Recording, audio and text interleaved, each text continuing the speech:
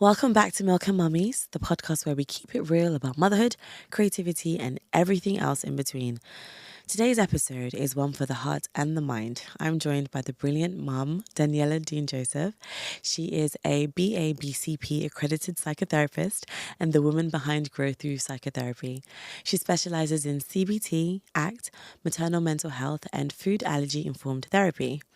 We're diving into emotional layers of motherhood, what it brings up, how it reshapes our identity, and the ways therapy can help us navigate it all. From mom guilt to food allergy anxiety, Daniella brings both professional insight and lived experience to the table. So, grab a cup of something warm and let's get into it. Hi. Hi. How are you? So you know what? I'm pretty good, thank you. Yeah. I think it's been really lovely just to take some time today to do things that are important to me in my capacity as a therapist and in my professional stuff.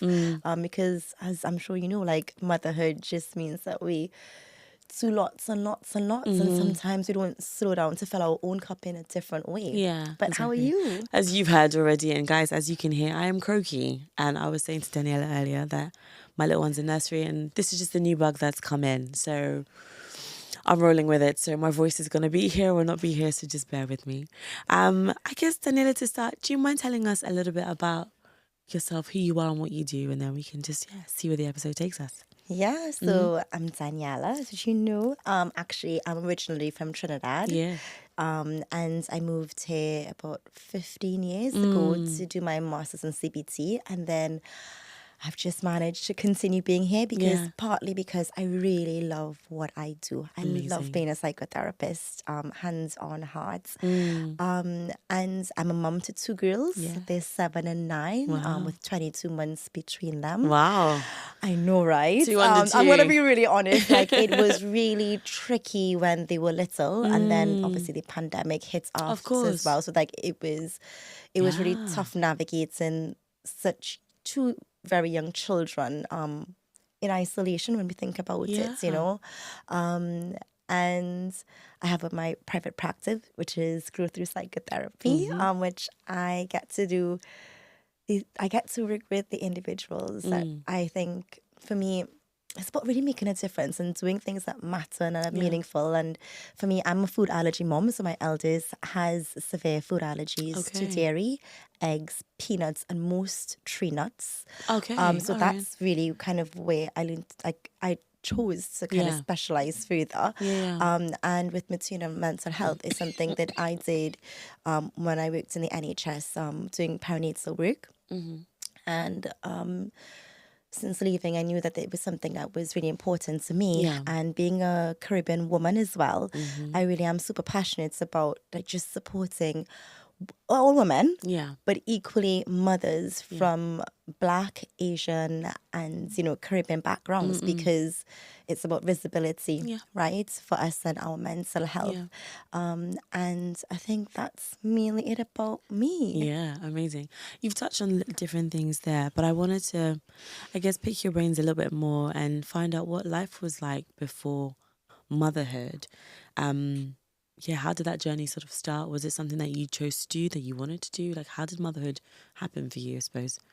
Yeah, I mean, I think that's a really helpful question. And I'll tell you why. I have mixed emotions about it. Okay. Because I am super close to my family. Like my mom, my dad, my maternal and paternal, you know, sides of the family, we're super close. And I never once did I imagine that I would be mothering without my village. Got you. Yeah. Never. Like, if you had asked me 15 years ago, even when I was doing my master's and you know, working as a therapist, Daniella, I would have been like, what? Like, it was not something that crossed my mind, to be very honest. But being a mom for me, like, when you ask me my journey towards it, it's something that I did want. So I did want to be a mom. I am an only child.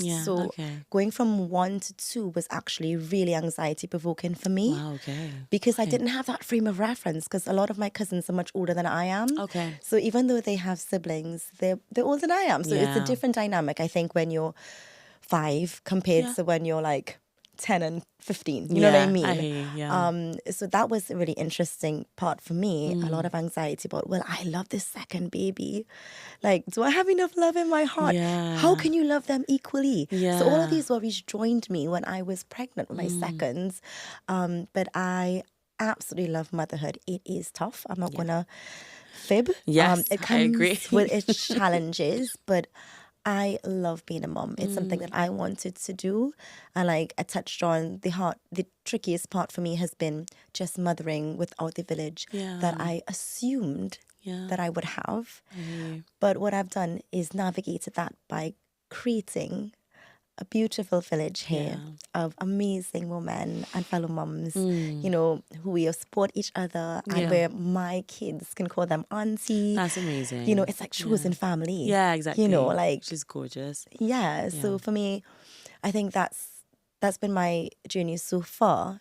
And I think for me, food allergies, I want to just touch on that with motherhood, that was the one thing that I didn't expect at all, Rachel. Like, it came out of, like, it literally, I was completely blindsided by it. That's the complete honest truth. And navigating that as a food allergy mum, you know, has been tricky. What was the first thing that happened, or what was the first incident that happened to be like, oh, okay, we have an allergy here and we need to take it seriously, if that makes sense? Of course, so that's a really good question. So for me, it all started when, my daughter, I breastfed. Yeah. And in some ways, it's good that I was able to, because I am mindful not everybody is able to, simply because dairy is one of her allergens. And formula is dairy-based, But most of them anyway. That's the default that you give to children, unless you know differently. And for us, it was that she had eczema, like really bad eczema as a baby. And we took her to the GP. GP's like, it's eczema. And then I noticed, for me, like, I would try to be healthy in the morning and be having like my granola with my yogurt, trying to be healthy as a mum, because you're thinking, what I eat is what she's going to. So you're thinking to eat nutritionally well. And then I started to notice, like, after giving her feed, maybe 50 minutes after giving her feed, you know, half an hour after giving her feed, she would just turn bright red. Oh, babe. Yeah, and just be like her eczema would just kind of really flare up, you know. So that's how we started our journey, to kind of realizing that she had food allergies, and then that started the whole process of being referred to the allergy clinic and hospital, and getting her diagnosed by having a skin prick test when she was just a baby. What surprised you the most about being a mom, professionally and personally? I think the thing that really surprised me personally is that it really brought me closer to living a value-based life. Okay, amazing. Like, as in, I really thought, I feel like before I was living, like, I was the kind of person I wanted to be. I was kind, compassionate, like, I was, you know, family was really important to me. My relationships were important to me. Like, I love to travel, like, you know, all these things. But then, like, when I had my girls, it really forced my values into perspective. Like, as in, I love what I do. I really do. But I realized that some things about the way that I work was no longer compatible with how I wanted to be as a mom. Okay. So, for example, I always knew I wanted to be a present mom, right? Like, as in, I knew that I wanted to do pickups and drop-offs. Take them to their after school, activities. I wanted them to have options. I wanted them, if you want to try ballet, let's try ballet. You have to swim, that's a life skill, you know. But I want to give them opportunities. And I remember where after I had my second, I did ask for more flexible hours, and they basically said 8 to 4. Now, the school I chose for my girls to go to, it's a really lovely school. It's really tiny. And they finish at 3:30, as most schools do, but they don't offer any after-school care because it's so tiny. Got you. So I'm like, well, 8 to 4 is all you can offer me for flexible working. And my kids finish school at 3:30. Like, how is that going to work? So I made a change, which is I left my job. Okay. How was that? How did you feel? I felt okay about it because I was doing what felt right to me. And the jobs come and go, like, if that makes sense. Yeah, like, no, we're it not does, tied it's up. true. But my kids are going to remember, they're going to remember everything, if that makes sense. Like, they're going to remember if I was at a sports day, if I was at their dance recital, if I was at their swimming lesson. They remember all of these tiny things. And for me, that was more important than climbing a ladder. I hope that makes sense. No, it makes perfect sense. I think it's great that you had the awareness and the understanding and the want to make those changes. As you said, you're now living your life more in alignment with the things that you love. 100%. And that you find valuable. That's the dream, I think, for everyone. No matter what walk of life you're from, that's kind of what you want to do. Do what you love. Be surrounded by the people that you love. Like, that's the goal. So I think that's incredible. You made that choice, and I'm sure it came with its challenges or its difficulties. It came with its challenges, right? but change is scary, right? Yeah. And just like Motherhood, it's a big adjustment. And I didn't just leave. I mean, I found something else that was going to work better for my family units. And the reality is that because I'm literally without the village of my parents, of my kids' grandparents, or, my cousins or my aunts and uncles, because that's what it was like for me growing up. You had all of them around you, I had them all around me. So when I was growing up, sometimes I would, like, after school, I'd be picked up by my mom or my dad, one of my aunties or my uncles. One of my cousins, he used to pick me up sometimes and take me where I needed to go. And then when I was in secondary school, sometimes I would go home with a friend. My mom would pick me up from there, my dad would pick me up from there. But I don't have that community here. So I knew something had to give. And when I think about the long run and the implications, I was like, something has to change. Oh, fair enough. With all of that in mind and how you changed how you were working at that time, how has motherhood, I guess, changed the way in which you practice therapy? If it has. I actually think it has. And I'll tell you in the ways that I think it has. When we're training, it's all about kind of, you have the person in your room. They don't really talk to you about what happens when you work with postnatal clients. Okay. If that makes sense. But like, my course was amazing. It taught us how to, work with OCD, depression, PTSD, everything. But those adaptations and flex for, like, parents, is different. But also, I think it's helped me to be more flexible as a therapist and really leaning into what clients need. So for me, in some services, you really need to be able to commit to that 1 hour for your therapy, right? Yeah. But what happens to mums like me who didn't have anybody around, and you're struggling and you have no one to take care of your baby or you're breastfeeding still? Yeah. What happens then?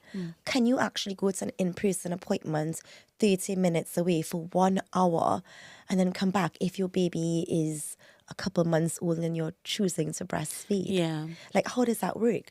So for me, sometimes when I work with mums, I always ask about what are your circumstances? What's going to make this as easy as possible for you to attend our sessions? Whether we have 30-minute sessions, for some mums we have fortnightly sessions. Most mums are able to commit to that 15 minutes, but it just all depends. It's really helped me to kind of extend that same compassion that I practice with other clients and with myself, but even more deeply, because in motherhood we have all this mom guilt and this blame and this anxiety, and finally I think it's really helped me with, as you can probably tell, I like to talk about stories a lot and metaphors in my therapy. It's how we speak in Trinidad and the Caribbean. It's very metaphor and folklore based. And one thing I would say is that my girls have, just through talking with them and being with them, I've come up with some really amazing metaphors that then I can use in therapy. Would you like me to share one with you? Of course, absolutely. Please do. Sorry, you even saying that is very Caribbean. I'm like, it's the same. Like, obviously, everybody knows. You guys know this. Ghana is like where I'm from. Like, my friends are wonderfully from all over the world. So there's so much similarity in how our parents talk, how we all talk. So I'm just like, I'm ready for it. So tell me. Tell me. So me and my 7-year-old, we walk into the shop together. She asked to go and buy something. and she chose a pack of mom sweets, and it's the round one. I can't remember the exact specific sweets, but it's multi-flavored, right? Yeah. Okay. And she's walking back, and she was also sharing with me, you know, her 7-year-old life, and that her best friend and her having some difficulties, and they broke up, you know, and pain. I know, right? No, not even to mock it, but I'm just I like, know, oh, I know. But so I'm obviously like holding this space for them. And of course, when they're that age, you can't be as direct as sometimes you can be with adults. You have to find ways to talk about it. So anyway, she's there eating her mom's sweets. And she's like, oh, I like this cola one, mommy. She's there eating it. We walk in, and she's having another one. She's obviously, it's a mix, right? So then the next one was, I think, peach flavored. She puts it in her mouth, and she's like, oh, somebody like that. Mommy, what do I do with it? I was like, okay, you know, put it in my pocket.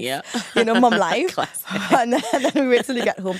But then she puts another one. She's like, oh, it's apple. Like, I like this one. I'm like, fantastic. And I thought, I have a question, right? Just because you had that peach one show up in your bag and you didn't like it very much, should we just throw the bag away? She looks at me. She's like, my mom's sweets I just bought, mommy. Why? Like, it's just the peach ones I don't like. And I said, that's really interesting, because when I'm thinking about your friendship with this person, you share so many examples with me about something that you found interesting, or that you giggled about, or that she loves and accepts you for who you are. And here you are saying to me that you've had this disagreement and you're ready to chuck away the friendship. That would be like chucking away your whole mom bag of sweets just because you didn't like that one peach flavor. And that really stuck with her about friendship. Oh, man, you know? So sweet. I hope that kind of illustrates to you like how they've helped me even professionally as well. No, that's great. I really love that. And I really just love the messaging or the teaching in the everyday. It's so relatable. It's easy to understand. It's easy to remember. And I can imagine she's never going to forget that as well. Do you know what I mean? So that's really great. Yeah. I love that. It's great. You talked about how you choose to perform therapy and how you may adjust things for your mum clients, depending on the times that they have. I wanted to know what are common struggles that you find mums facing today? There's so many. Okay. I just want to normalize that. So anybody who's watching, like, there is no one singular experience or one specific problem. I think there's so many. Okay. Whether it is that mom guilt that I mentioned a bit earlier about, you know, I should be doing more, I should be doing this differently, or why can't I? You know, this guilt that we have, even sometimes, like me being here today, like I've had to work through that, my own mom guilt years ago about being able to do things that mattered to me, because it means that I've now missed out on today's pickup. But this means something to me. And sometimes we have to make a decision. All right? And I think other things that show up in the therapy room when clients come to me, especially mums, are things like this messaging that we can do it all at the same time. Multitasking is something that we have been socialized to believe. Okay. All right. Right? It's actually not really possible for us to really, truly multitask. And what I mean by this is to attend to multiple things simultaneously. Okay. So next time you go to the grocery and you hear that song playing, you know that song that plays on the speakers or in your car, right? And if you then start to read an ingredient list, notice what happens to your attention. Your attention, you're hearing this sound, but then your attention has to switch to what you're reading. Right? But you think you can still hear this song because when you go back, it's a song that's familiar. So your brain almost like fills in the blank first. Got you. Yeah? Okay. So then we think, we can multitask everything in life. But that in itself is overwhelming. Because if you're attending to something, you're missing out on something else. That is the truth. You know, and I think this is part of it, is this thought that we can do everything simultaneously.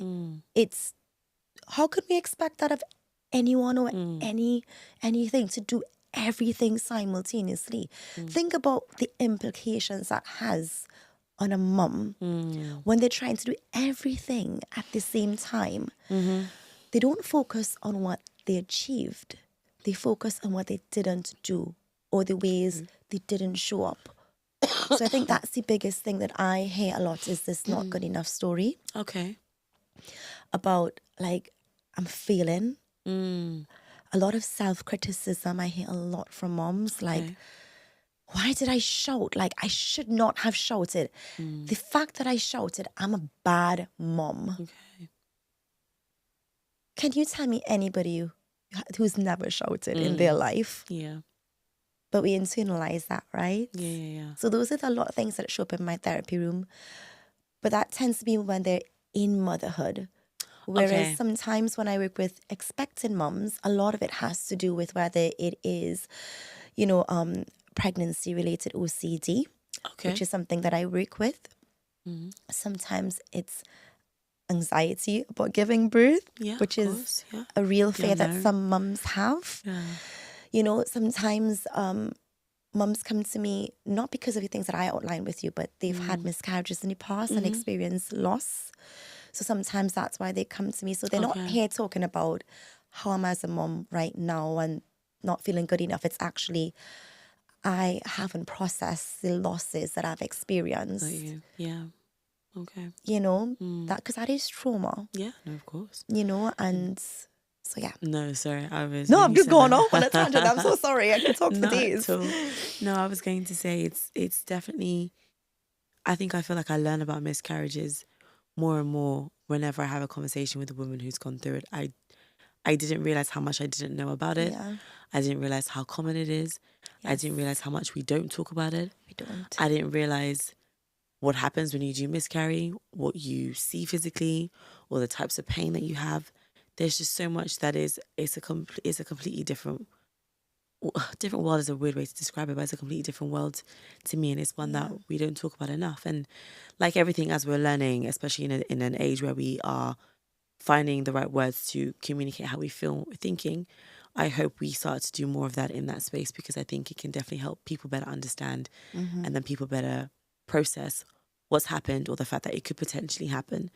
And then even having to be in the presence of or look after or speak to somebody who has gone through that, be able to better support them as well. So it's, miscarriage feels like it's a learning. It's not something I've experienced before, but it's definitely I don't know, it's just like a whole other world that I didn't really, I thought I knew about, sure, but I knew nothing about it, that makes sense. So it's definitely been an interesting learning space for sure.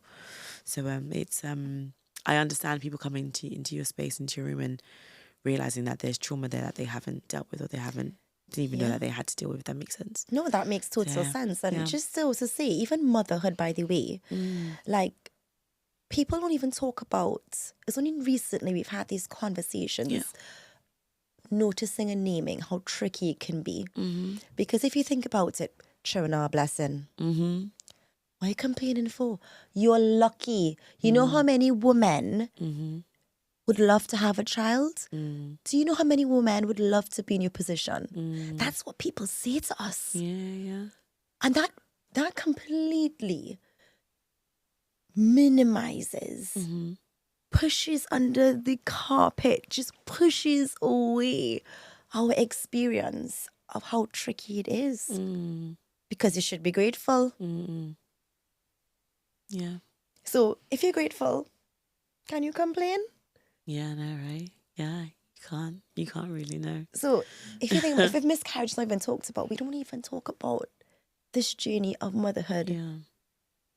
Touching on the journey of motherhood, even with that, like, can you explain the difference between baby blues, postnatal anxiety, and postnatal depression? I'm sure all of these topics come up in your spaces as well. Yeah, no, 100%. The thing about it is, so I'm going to talk about baby blues first, and then I'll talk about the other two together, if that's all right. I'll explain why in a second. So with baby blues, it's quite common. A lot of people get it after birth. It's very short-lived, so only a couple of weeks. And it tends to resolve itself. So you don't need any sort of like interventions or support usually around, starting to feel better. It resolves on its own.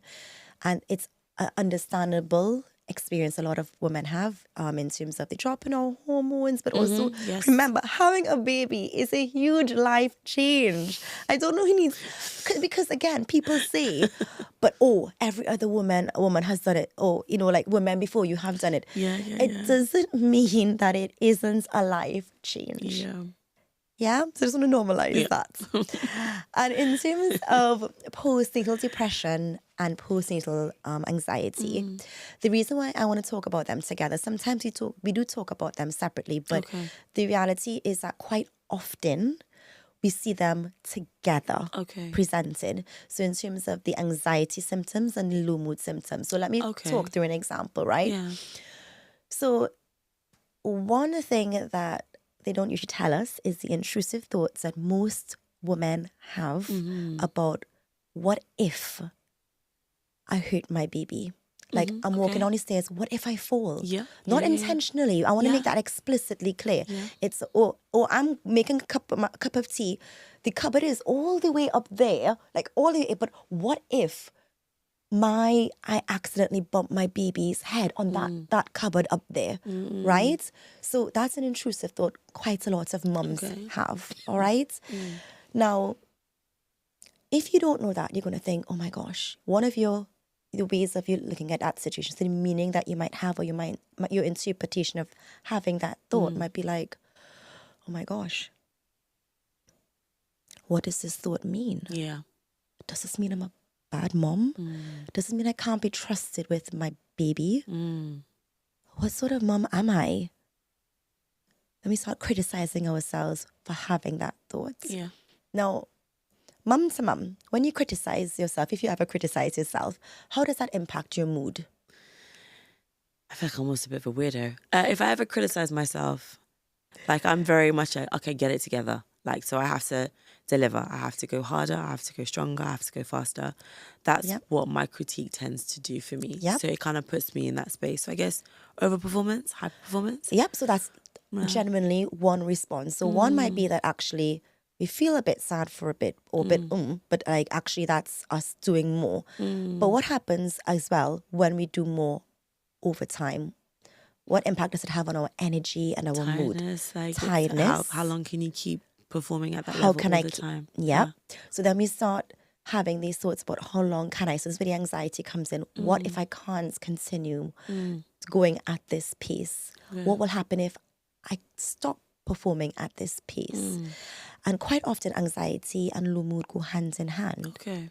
So when we have these thoughts about being a bad mom, usually it impacts us in terms of either feeling anxious, feeling down or low. Yeah. We can feel guilt about having it, or even anger to ourselves about like, why can't you just get it together? Yeah. So all of these things, the relationship to our thoughts, feelings and behaviors are very much interlinked, and actually it ends up being a loop that we engage in. So that's why I want to say to you that I don't want moms to think I have only postnatal anxiety or I have only postnatal depression, because yes, you can get the intrusive thoughts with postnatal anxiety and be on edge and worrying. Yeah. And you can also feel sad and detached from it. Okay. And the thing about postnatal anxiety and postnatal depression, while yes, they can present separately, but also it's called comorbidity, so that's when they present together, is that it doesn't usually resolve by itself like baby blues. That's the biggest difference, is that usually you need a bit more support, whether that's talking therapy or medication or combination of both. It's something that you can, speak to. I always say to people, speak to your GP so then you can discuss your options together and what might work best for you. Okay. We've definitely touched upon some signs that mums may have and can indicate that they may need the support or the assistance of a therapist. I guess I wanted to follow up with, how can mothers begin to gently start the process of asking for help when they're feeling overwhelmed? What's like an easy, hopefully not too scary way for them to start? Yeah. Can I just go back to something that you said? Go for it. Because you said when moms know when is the right time. I think that's what you said. Yeah, in terms of understanding when they might need some support when from a they might therapist. need some support. I just want to just touch on that for a second, just because we have this idea that therapy is only for when we're really unwell, or when we're at crisis point, or when we're really struggling to cope. And what I would say is that people don't need to wait until they're really struggling to come to therapy. For some people, they come before, before they actually, when they're considering pregnancy, because they're like, listen, this is what I grew up with, or I struggle with OCD, or I struggle with depression, or I've been experiencing symptoms of PTSD. I'd like to work on that because I'm starting my journey towards motherhood. And equally, like I said, if you're pregnant and you're experiencing anxiety or low mood or OCD or worries about your health, this is really important to equally get support. So it's not just for I want people to know that it doesn't have to be when something's gone wrong, right? When things are going wrong. Yeah, okay. I think therapy can be beneficial, at any stage, really. I hope that's helpful just to touch on. No, I'm glad you did. And it makes sense because that's also actually my standpoint on it as well. Or I've had to make sure I understand it's not, you don't always have to find help or seek help when things have exploded or gone terribly wrong in whatever circumstance, not even just for motherhood. But it's true. But if you're able to, and you're able to build that self-awareness to understand, I might need help with this down the line. Let me start to prepare. Let me start to deal with that, or let me look into that. So that makes perfect sense. Yeah. Very clear. So coming back to the question, I'm so advice. sorry. No, it's about what you can do to... So I think the first step would be to start noticing as if it was first step. You notice something feels off. Be curious about it. Whether you write it down in your phone or in a notebook, kind of what you're experiencing, because quite often when then somebody asks what's been happening, or can you tell me a bit more, it can be hard to always remember how we felt in that moment, or what the biggest things were on. So I would say just that increasing that self-awareness is one part, but also talk to someone that you trust. Now, I've been really intentional about that phrase, talk to someone you trust, because not everyone has the same attitudes towards mental health. Fair. Yeah? And it might be that you're struggling and they're saying, have you tried praying? Yeah, it's true. Yeah. Oh, don't worry. Remember I said to you, don't worry about that. You have a healthy baby. Don't worry about that. Yeah, that's true. You'll feel better soon, okay? When she's 2, you're going to feel much better. But actually, we can't wait until, for things to sometimes naturally resolve, because sometimes we need that additional input. So for me, it's noticing, talk to someone you trust, and your GP is always the best place to start as well. Just to have a chat with them. I hope that helps. No, it does massively. Looking at motherhood and identity, I know I've definitely heard this from peers or from friends. Many women can talk about losing themselves in motherhood. I guess I wanted to just, if I could, peek a little bit. What are your thoughts on that, this idea of losing yourself? Having a baby is a huge change. I'm going to say that again. And I know I said it before, but it's because I feel like it isn't acknowledged enough. It is a huge life change.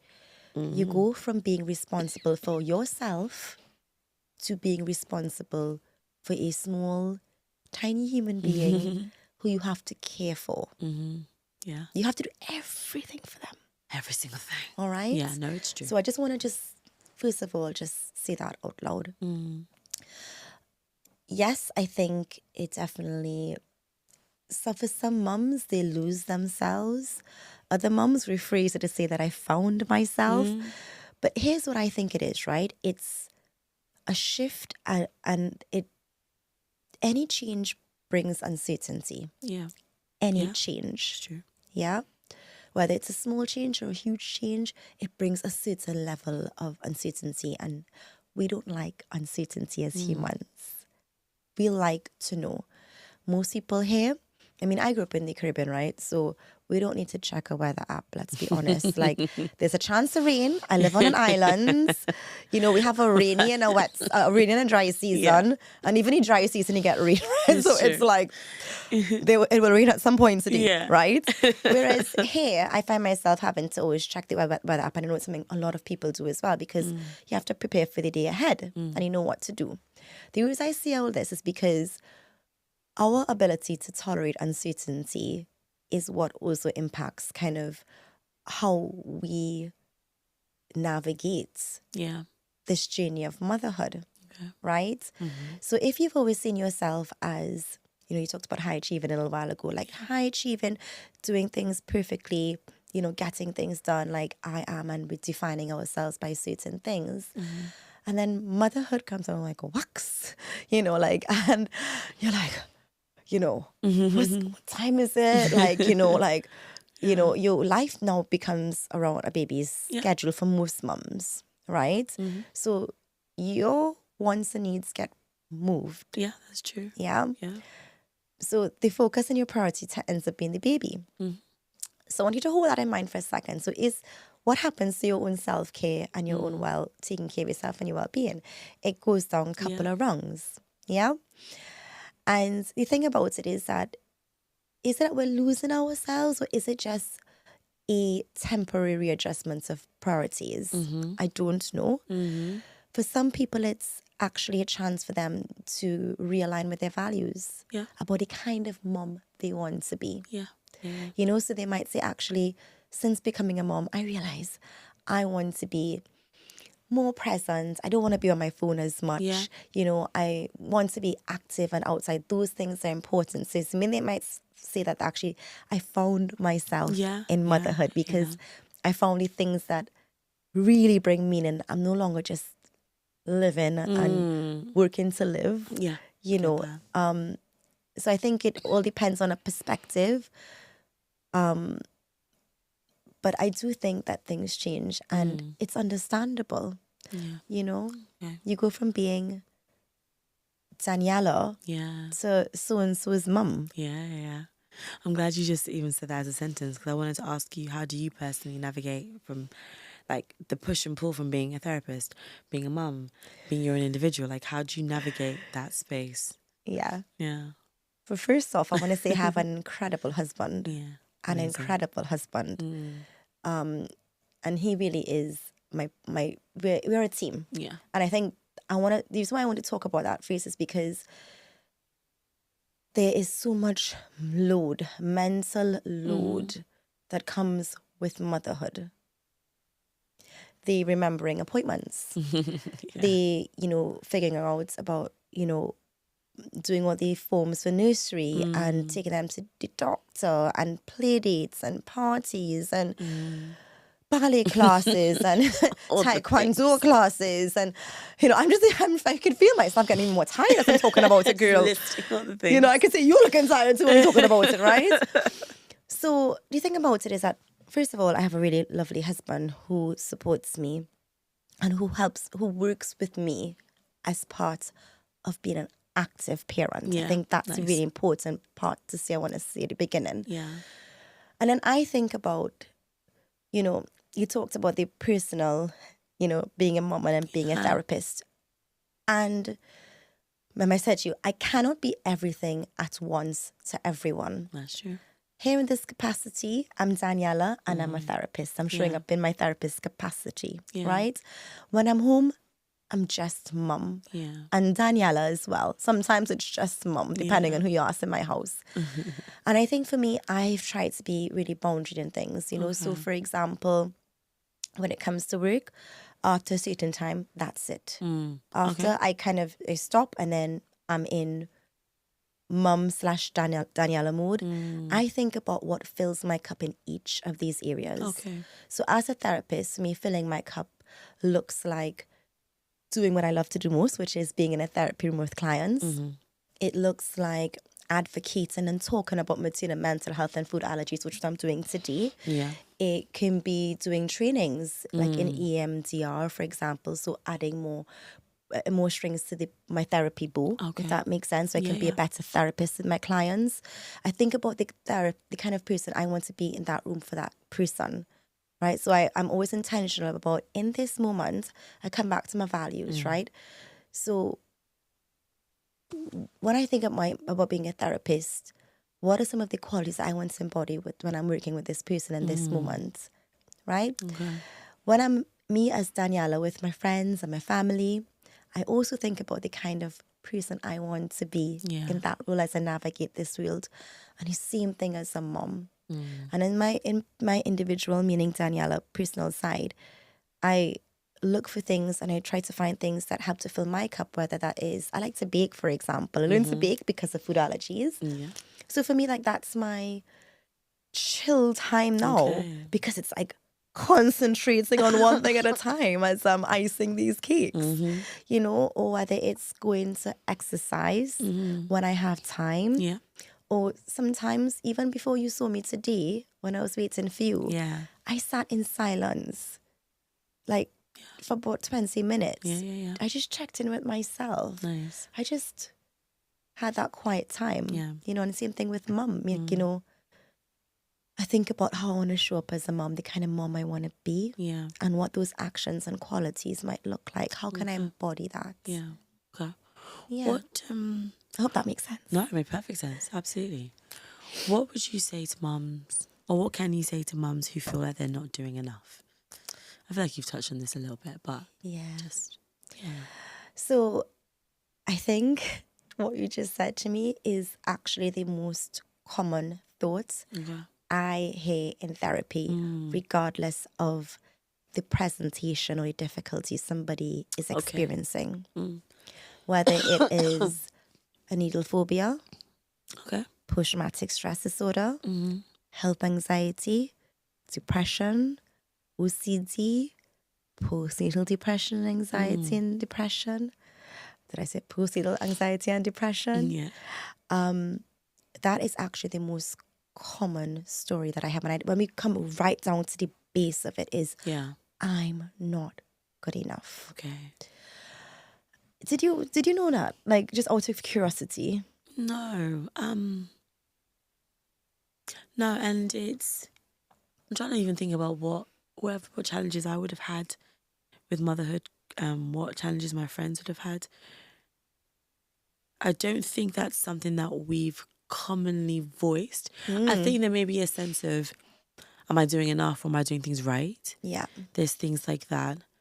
I don't think, and I'm trying to be honest in this as well, I don't think it's typically I'm not good enough. I think I'm very grateful to have the village that I do and the types of people that I'm surrounded by, where mindset is so important to us, and the words that we use and how we speak to each other is so important, and that filters into how you speak to yourself. 100%. So if ever there's been an inkling of feeling like I'm not good enough, I think there's always someone to immediately help you reframe that or be the sounding board that you need. Yes.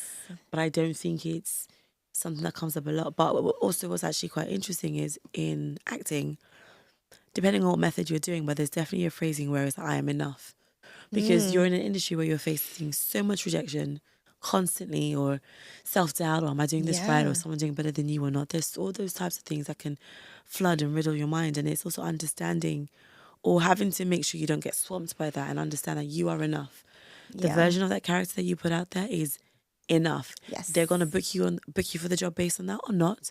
That's absolutely fine. Yeah. But what you have delivered, what you have shown, what you've shared, what you've created is enough. So I think for me personally, it was great having that as a way of thinking, a lifestyle and understanding already. Yeah, and that resilience, isn't it? Yeah, and it's that safety of knowing. Yeah. I think it kind of... No, I think that's a really good point that you made. And I just want to bring it back to what you said. Like, if there's an inkling of me saying that I have someone saying that back, right?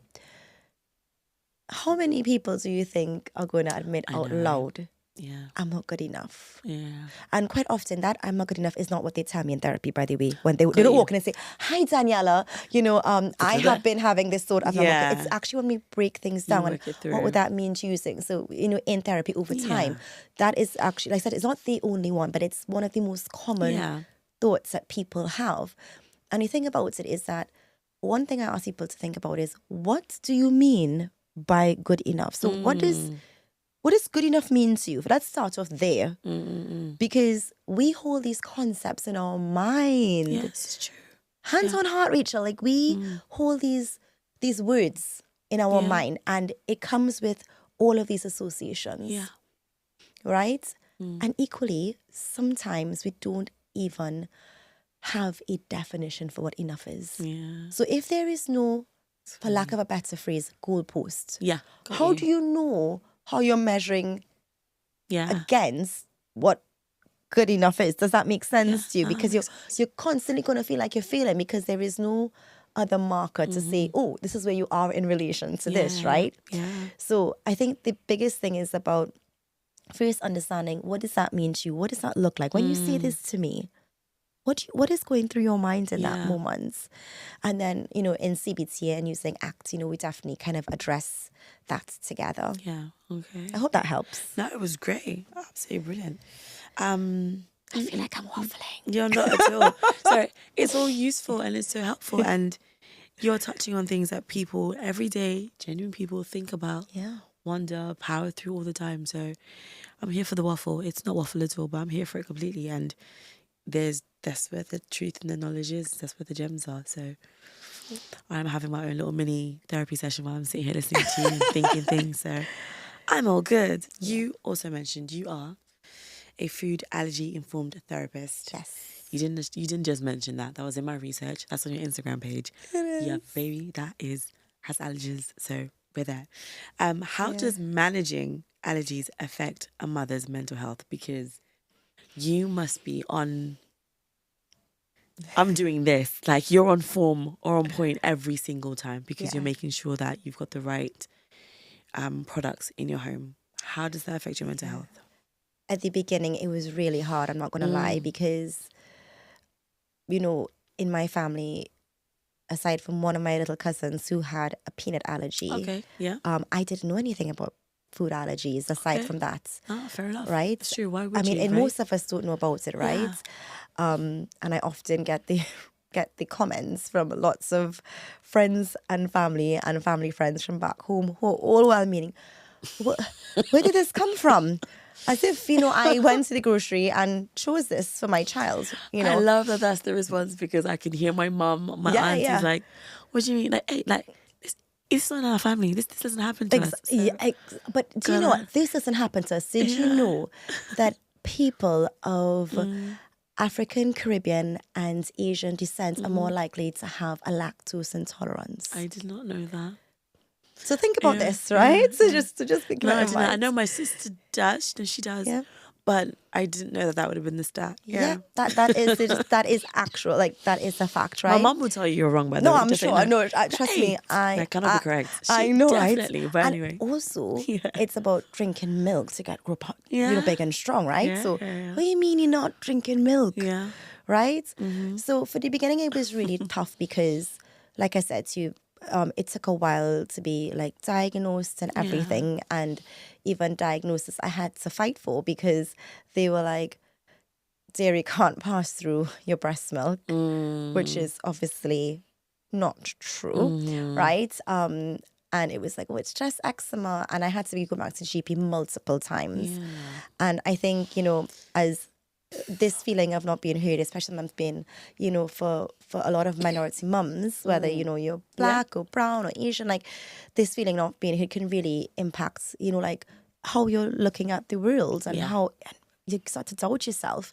And in the beginning, it was really tough. I'm not going to lie. It was, again, I was facing this huge sea of uncertainty in front of me with not much information, right? And this is why I decided to specialize more because I looked around and there was nobody.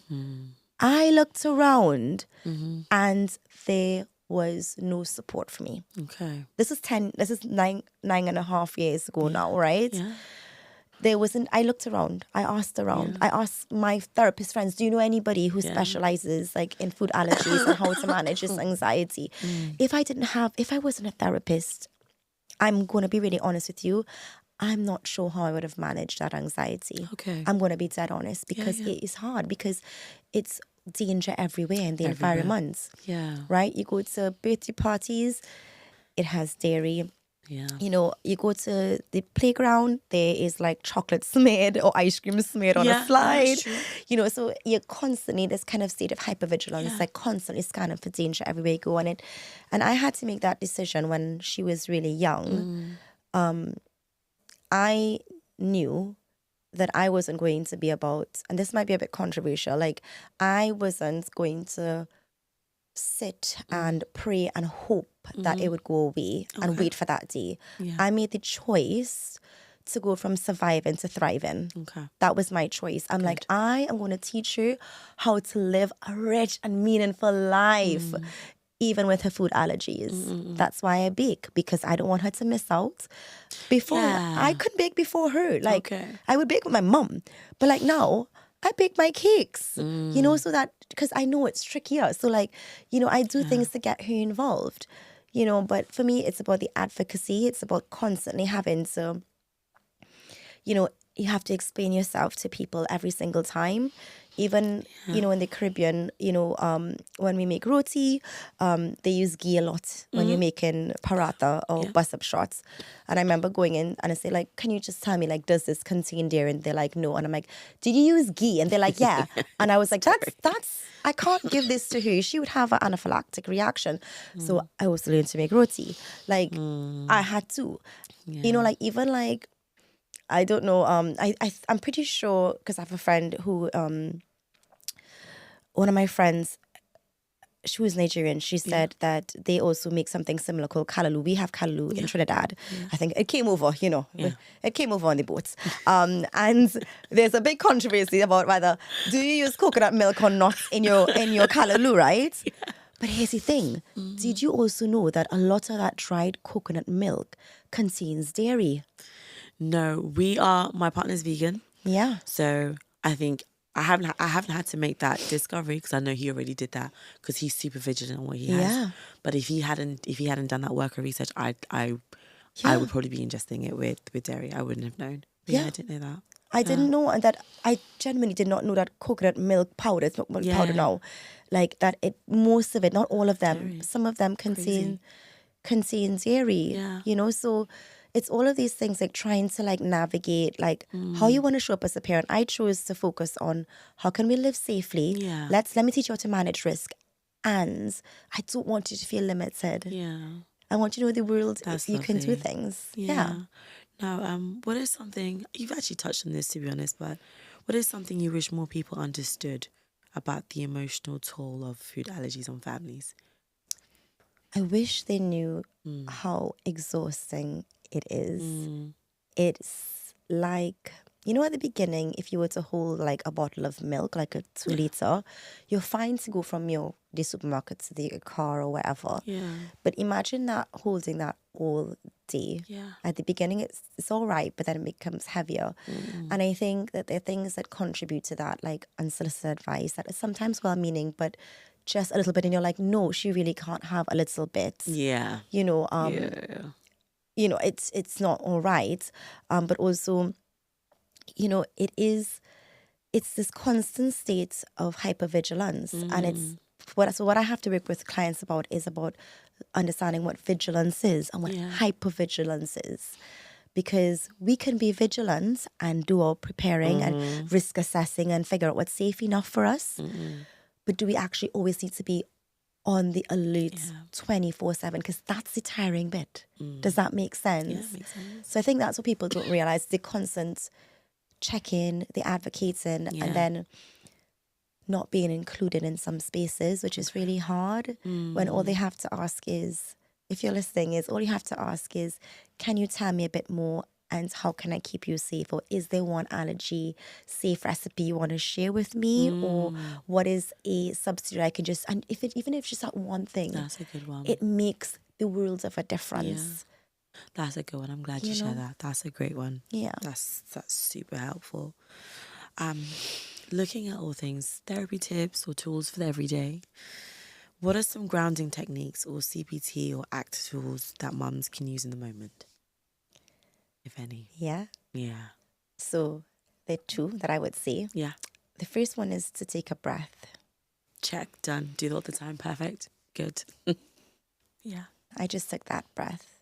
Just bought me 3 seconds. Okay? We are constantly on the go. Yes. One thing to the next. When was the last time we actually took an intentional breath? I know it sounds really simple, but when you're going, you don't actually stop.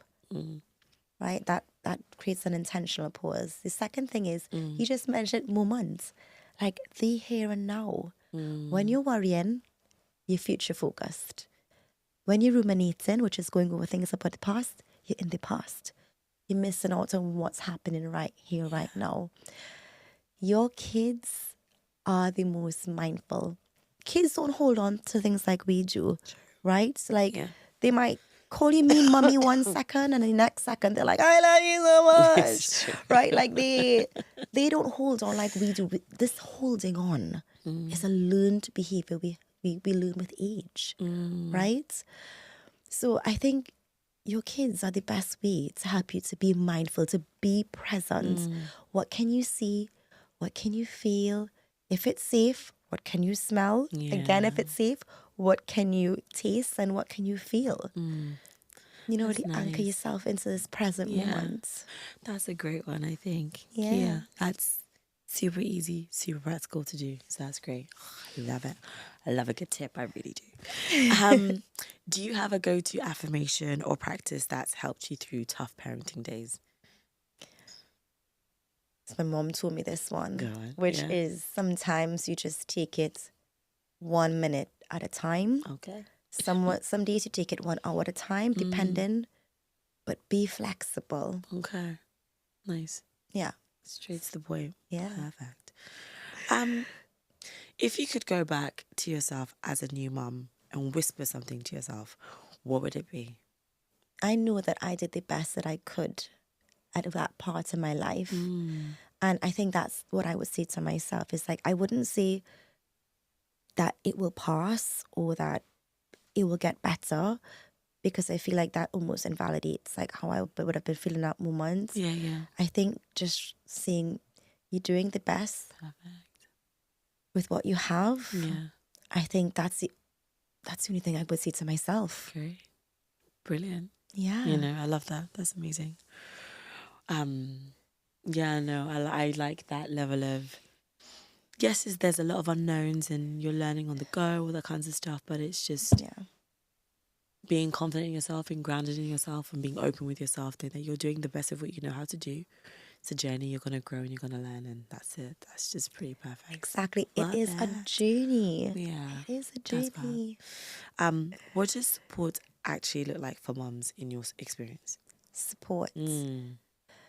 I think for professionals, it is about providing culturally responsive care. Yeah, yes. And if I can give an example, is when my eldest had chicken pox, I wasn't sure because it looks different on our skin. Yeah, okay. I just wanted to say that, right? True. And it took us to the GP, and thankfully our GP at the time she was black, and we've since moved house, which my scene was. And she looked and she said, Daniella, that is chicken pox. Okay. It looks different on our skin. And I was like, what? Yeah. I'm so sorry I brought my highly contagious child into your room. But I didn't know because it's different, right? So I think support looks like being able to access and being provided with culturally sensitive and responsive care from professionals. Yeah, okay. Because a lot of mums feel invisible, not seen, and dependent on your culture. Women's voices aren't always acknowledged. Yeah, this is true. So I just want to say that, right? Yeah. I think for communities need to check in with mums more. That can give them space when you ask, how are you? Yeah, most people's default is, I'm all right, because they're masking. And I think having that space, check in again. I'm not saying like rapid fire, how are you? Yeah. But like having that space, like anytime, or finding ways to talk without it being pressure, whether you go for your mum friend or walk with a buggy. Like that feels less pressure than like this, if that makes sense. Or on a text where you're like, you want to see how you're feeling, but you worry that person might judge you, you know. So there are things that we can do to really support each other as mums. I think mums need to support each other as mums as well, because we are all on a journey together. Nobody is perfect, and we are all navigating this together. Right? We are all doing our best. I think that families as well, there are things that we can do to help mums more, rather than just assuming, okay, well, it's a mum's job. Got you. Yeah. You know, how can families help out more? And I don't estimate, it doesn't have to be physical things. It could be anything at all. Yeah. You know? I hear you.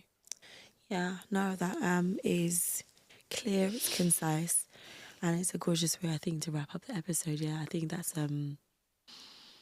brilliant. I love that there have been so many practical, everyday, easy enough things that we can all get on with in various capacities, whether you are mum with baby or the friend who's supporting or the partner who's supporting or the community that's supporting. And it's also been a great reminder to make use of the resources and the outlets and things that are around you. So that's been amazing. Daniella, thank you so much for your time. Thank you. Thank you for bearing with me with this voice, which is non-existent right now. Crazy. But no, thank you so much. And I guess just to speak to everyone, guys, thank you so much for watching this episode. If anything resonated with you, feel free to find Daniella, look at her work on Growth Through Psychotherapy, making sure I've got that right. She's on Instagram. And from there, you can definitely find her other links and sources. But yeah, don't forget to review, share, like this episode. And I'm here smiling because I'm like, this was such a nice episode. Your tone of voice, I'm just chilled, I'm vibing. But yeah, nice and a great episode. Thank you so much. Thank you for having me. No problem. And now I'm going to rest my voice.